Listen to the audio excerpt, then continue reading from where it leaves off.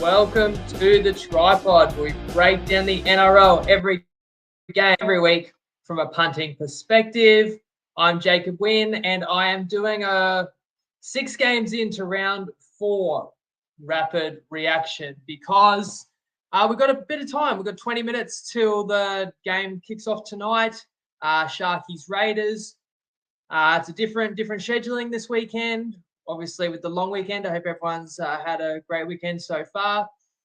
Felt like it'd be too late to hit a recap tomorrow night, Monday night, and then back with a preview. So I'm just going to jump in. We've seen 6 games, and as I said, a couple coming up. But let's talk about the 6 that we have seen. And it hasn't been the best round for me. Only 1 and 2 on the best bets. We'll talk about the couple that lost, but we got one back yesterday afternoon. But we're still in a position to have a profitable round with a mixed matchup in an extremely strong position. And then we've still got Winnie's Kitchen in play tomorrow for Eels Tigers. So what have you guys made of it so far? No new barbecues, Rick. No new best bets either. But I do have my takeaways from the games, and I'd love to hear yours as well. Let's start with Panthers 22, Roosters 16, and my best bet was Roosters laying 3.5 points. So that didn't go too well. The Panthers got the jump, and they were just relentless. I didn't see that coming. I mean, I knew that the Panthers would have to play absolutely at their A game to actually win this one. A little under strength, obviously, without the best player in the world, but they did just that. And the Roosters, yo-yo form, great in round 1 and sloppy against Manly, and Manly haven't set the league on fire since then. Then unbelievable against Souths. Was that partly Souths making the Roosters look good? And then poor again, the Roosters were sloppy. I mean, we can all agree that Manu disallowed try that would have cut it maybe to 12-6, 12-4 with a kick to come. That was bogus. And then the Panthers got awarded a similar one later. They both should have been tries. But let's face it, it's a 6-point margin. But the Roosters scored the final 2 tries, really, when the game was basically dead. They were down 16, the Roosters, when they did score a couple. So let's just say Penrith outplayed the Roosters. I got it wrong. Best bet wrong. What an impressive win to do that without Cleary, without Fisher Harris. Taruva gets a hat trick. It's like, doesn't matter how many outside backs they lose, how good's Taylor May looking in the centres. Only other thing I can say in our group, well done to Matty, the Undertaker, with his line of the week. He went Roosters. He jumped on him before the Cleary news broke. On Monday, he got plus 6.5, and he saluted thanks to that final play of the game, basically, of 20 seconds to go, Tupou in the corner. You do cover if you got the earliest of lines with the Roosters, but anything after that, like myself, you copped an L. And the Roosters, you've got to question whether they are playing their best halves combination at the moment. But I just thought they were out physical, and it was a vintage Penrith performance. On the screen, you can then see on Friday, Good Friday, we had South Sydney getting their first win of the season. They just got past the Bulldogs 20-16. I will say that was unconvincing by Souths. It was funny. I was watching it going, all right, if Souths are any hope here of revitalising their season, they've got to start strong. They can't be chasing the game. They're going to have to. We'll know a lot about Souths based on how they start. And then I was listening to the commentary, Warren Ryan, and he's saying, Warren Smith, sorry, he's saying, oh, the Bulldogs are up and about. They've got all the energy. The Bunnies look like they're going to the gallows. So I thought, yeah, that's not good signs for the Rabbitohs. But it was South Sydney getting the first couple of tries, leading 10-0 early. And then from there, you just think, all right, this is kind of the scenario I outlined in the preview. Like, once Souths get their tails up, they'll steamroll and then they'll act like, oh, yeah, we're fine. But actually, the Dogs roared back into the game. And not only did the Bulldogs take a halftime lead, but I think they maybe lost the game in the few minutes before halftime. What I'm talking about is, and this could divide opinion, but for me, Jack Whiten puts a hip drop tackle on Jacob Preston. Not only that, it saves a try.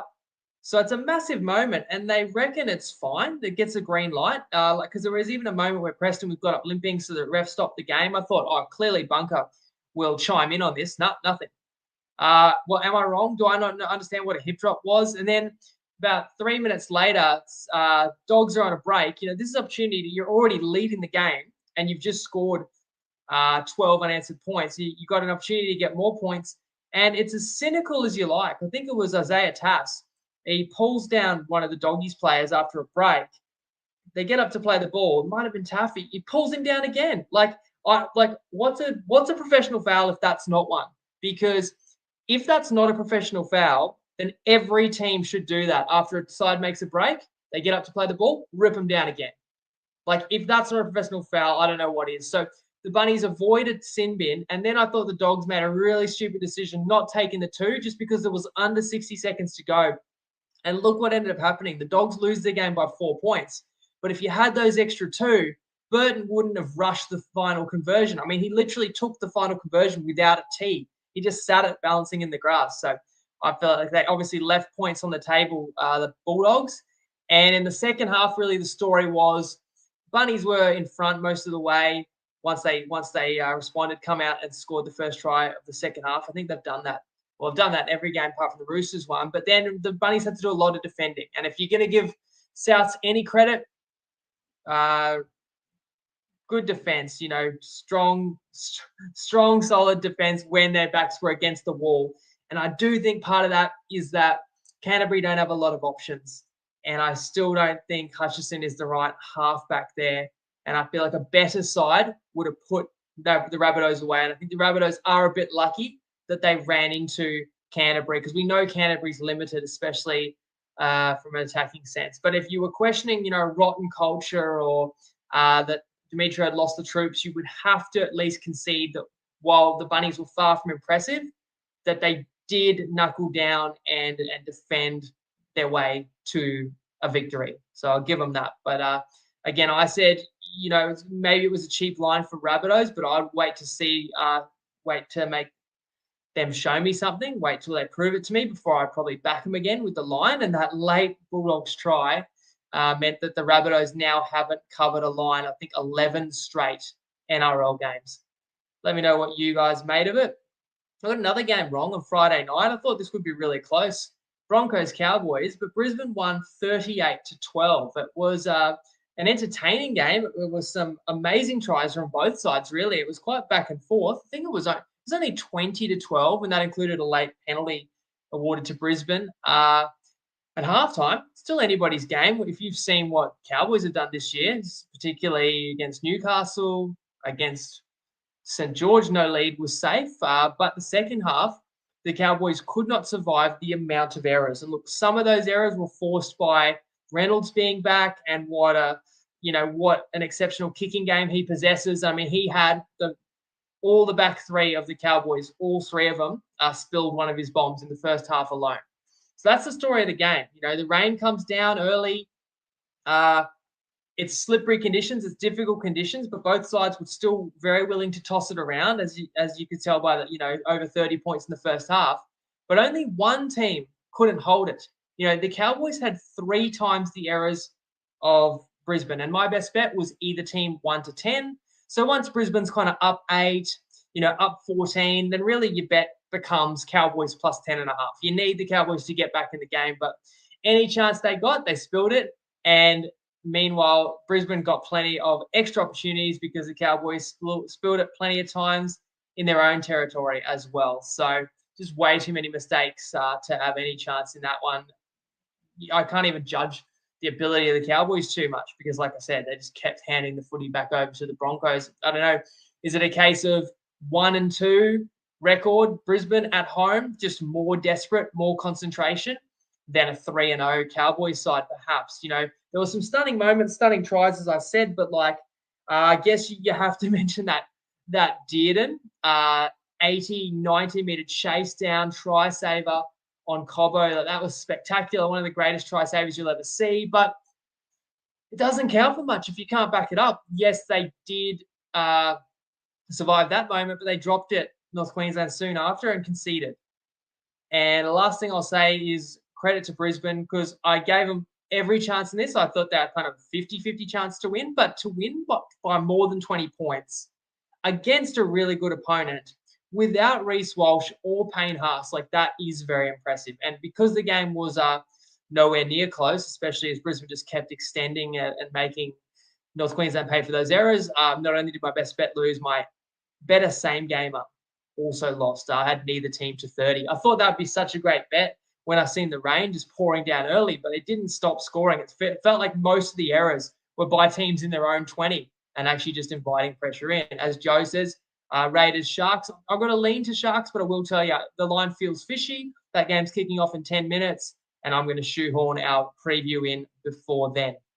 So let's move to Saturday, where we actually had some joy on the betting front. I picked a bit of an unpopular one, but turned out to be right in the end, with the Dragons 20 defeating Manly 12. My best bet was Dragons plus 4.5 in the first half. And Manly scored the first try, but then the Dragons scored 3 unanswered. So it was 14-6 the Dragons led. So you never were really worried. Apart from 6-0, we weren't covering the halftime line. But after that, we only needed 1 Dragons try. We got 3. And you'd have to say, Manly were virtually never in it. So many errors again, similar to North Queensland. But I mean, I look at Tom Trbojevic, and he's not that close to the player that was the best in the world 2 or 3 years ago. It looks like he's maybe trying too hard. Manly can't throw Tom the ball and him just create something for them, which was literally what they were able to do around 2020, 2021. In this case, Tom himself, Turbo, had 5 errors individually. He literally hurt Manly more than he helped them when he touched the ball. It seemed like he was in his head, like he was spilling it left, right, and centre. The other difference in this game too was the Dragons really seemed dialed in. And I agree with James that the Eagles looked flat, but it's a case of what you're allowed to do as well. And I do believe Flano knows Manly. I do believe that the Dragons took it personally how badly they capitulated at home last week and let a golden opportunity slip against the Cows. So when they got in front this one, they looked really intent on not letting that one go. So the Dragons were, just kept coming. Those forwards that all came back helped, but I felt like the best forward on the field was probably Jack DeBellin, who was pushed to the bench. But it says something when you can bolster your forward stock, some quality like JDB's off the bench. I also think, I was saying hold your horses with Manly. They look great in Vegas.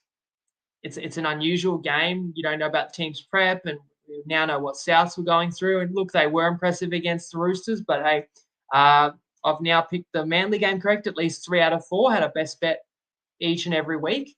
And I just was not quite ready to say, they're definitely a top 4 side. No one was saying they're definitely a top 4 side, but I had people telling me they're a top 4 side and definitely a final side. And I wasn't quite convinced yet. So now, just like North Queensland, maybe some of these teams and Sharks a week earlier, you just can't write the story of this season quite so hastily. Teams are going to have good days and bad days, and we've seen a couple of sides come back to the pack. But another real positive out of that game was the mixed matchup played into Dragons Seagulls, and we had the game that I like for overs tomorrow, Parramatta West, to have more points than Dragons Seagulls. And Manly versus St George had a higher total than Parramatta West. So we got 235 with a 200 max stake. Now there's only been 32 points. So we're dead on there, even after pretty high scoring first 20 minutes in that game. We've only got to exceed 32 points tomorrow, which I looked up is like $1.15 odds. So we're in a very strong position. So even when you look at our overall stats, we're 10-6 now.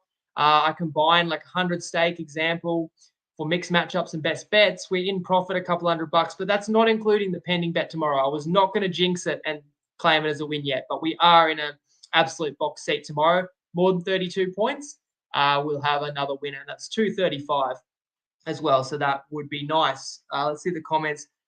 Jacko, Dragon supporter, happy my boys got the win. Adrian, Manly looked flat. They went into the game thinking it was going to be easy. There could be a degree of that, overlooking the opponent. The Dragons are that type of side that, they won't wow you, but if you're not ready to play, they're going to make you earn the victory. Colt, have other teams woken up to Tom Turbo, how he plays? I do wonder if there's a degree of that Manly caught teams napping with the frequency they were shifting the ball, and obviously how much Luke Brooks was chiming in. It's like, how many levels have they got to that? Like, once teams have kind of seen the new Manly style and game plan, and you can prepare a bit better, then what counters have Manly got? Because you can't just throw it to Tom and expect him to do something. I actually felt like it hurt them by being so reliant And Tommy just, I honestly, I wondered if he'd had a head knock early or something. He wasn't right, and that symbolised the whole Manly performance. Let's move to later on Saturday night. As James says, I feel bad for Clarkey. Titans not a first grade side. So Clarkey, I checked in on him. He was at the Zoo fight today. I didn't catch that one, but he went down in a split decision and was a warrior effort. Let us know if you had thoughts on the fight. Clarkey was in attendance in Vegas. He said he got up at 5 a.m. to check in on Titans Dolphins and then kind of regretted doing so. The Finns, my Finns, won 30-14. The Titans were a similar boat to Souths, truth be told, and I said this on Tuesday. I think if I had to bet it, I would have played Souths and I would have played Titans. But I said, even if I might be right, let's just wait until they prove it. So, of course, what happens? The Titans shoot out to a 10-0 lead. And I said, yeah, this is classic. 0-2 at home. Desperate. Yes, Tino was out, which is gut-wrenching for the Titans. But Jaden Campbell was a big energy boost. And then Dave Fafita did play, and he'd been named in the reserves. So there was every reason why the Titans could actually register their first win of the season. And once you're up 10-0, then you're thinking Titans are going to run away with this. At least that's what I thought. Other people may still not have been confident because I saw some people in the thread talking about live betting the Dolphins, and you did very well if you did that. But look, what makes the final result worse for the Titans, losing by 16 points, is that you can't even make the excuse of a bad start or being thrown out of your game plan, having to chase the game, compounding errors. Like, you had everything going for you. You're up 10-0, opportunities to extend it further, you throw it away. All right, up 10-6, Plath gets sent to the sin bin for a hip drop tackle. So now you play the final 10 minutes of the first half against 12. Do you know how many sets the Titans completed when they had a man advantage? 1. And it was a garbage 30-meter set inside their own half with a kick that just went straight up in the air that the Dolphins actually dropped and gave the Titans a golden opportunity to attack, and the Titans spilled it. And I just couldn't figure out these Titans errors either. It wasn't like they were trying to shift, they were trying to push offloads, they were trying to promote the footy. The amount of times the Titans just dropped it, running it into the line with forwards and just spilled it. So then I talked about, was Brisbane concentrating harder than the Cowboys? Is that why they didn't have nearly the number of errors? But where's the concentration? Where's the pride for the Titans? I couldn't help but think, watching the Titans capitulate in this, like people like Clarkey, or if you've seen BKR Sport, like those guys literally care more about how the Titans go than the Titans players, by the looks of things. I mean, let's go back to round 1. The Titans actually had the better of the game in the first half. It was only a 2-point game against St. George. But what did they do second half? 4 straight tries unanswered by St. George. Last week against the Bulldogs, 6 unanswered tries. You didn't score in the game. This is try after try after try conceded. In this one, the Dolphins scored 5 unanswered tries after the Titans got a 10-point lead. Like, what's wrong with this team? And that's at home. Credit to the Redcliffe Kings. I mean, look, I thought Flegler led from the front. Herbie got his first try. They were so composed. They weren't flustered at all. And they won this going away, which improves their record to 3-0 all time against the Titans. But what a mess. Des had time. Even though people could see positive signs, he was going to have a bit of time to improve. But you didn't expect it to happen necessarily overnight. But you can even see he's stressed. I mean, that luscious head of hair is going to start to look more like mine if they don't turn it around quick smart. Colt, I want to hear what he's got to say. As a Titans member, we showed glimpses, but way too many schoolboy errors. There's no accountability or consequences with this club. We reward mediocrity. And that's what I talk about, desperation and concentration in these forwards. Like, do they all feel like my job's pretty safe? No one's knocking down the door to take my spot. This isn't Penrith. We're not a contending team. So I really don't have to. Like, there's just no way a team would be this careless with the ball if it was like an Origin game or something. Like, you'd never see it. So what, are these players just so bad that they can't do it? To me, it's a mentality issue. And I can't give them any credit for showing glimpses, because every team in the NRL, it doesn't matter if you're the worst team in the comp, every team has little momentum swings and has good patches of play for 5 or 10 minutes, but that means nothing. A mark of a good team is withstanding the tough periods and withstanding when momentum swings against you. And that's something that the Titans cannot do whatsoever. Unlike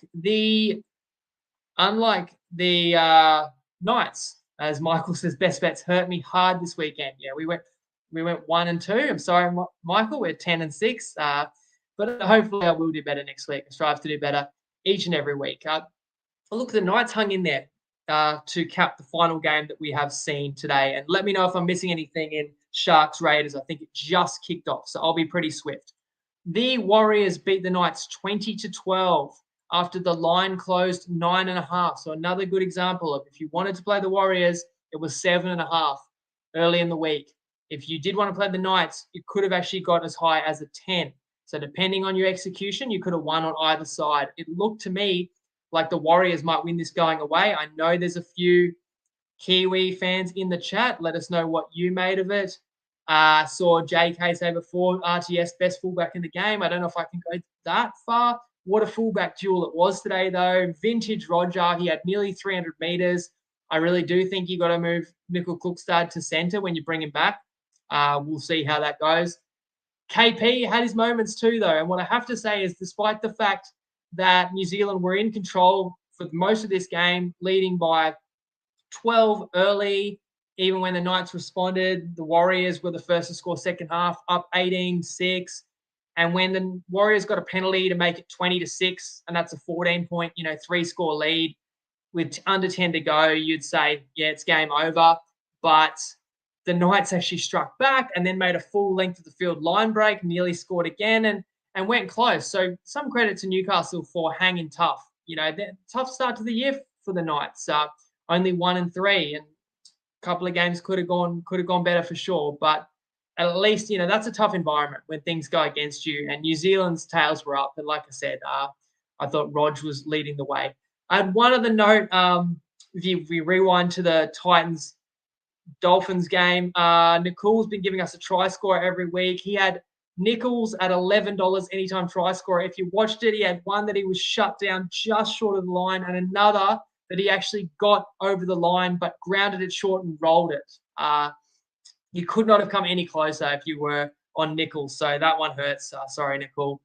Okay, Sharks Raiders has kicked off. Let's all go and enjoy it. I thought, geez, 3.5, I could only play Cronulla, but why is this line so short? I feel like maybe the Raiders make this ugly, make it interesting. And I love seeing a tight contest. So I hope we get that tonight. I hope everyone enjoys tomorrow. If you had it off, you can still get on my Winnie's Kitchen multi, same gamer on Dabble at $11. And remember, the mixed matchup is into $1.16. Hopefully plenty of you guys are riding that with me. Enjoy the rest of your weekend. Back Tuesday with or without Clarkey. We'll see how he gets on with his travels home. Thanks, everybody. Hope you didn't mind the early show. Recapping 75% of the round. Hope you enjoy the rest. Best of luck and Lego.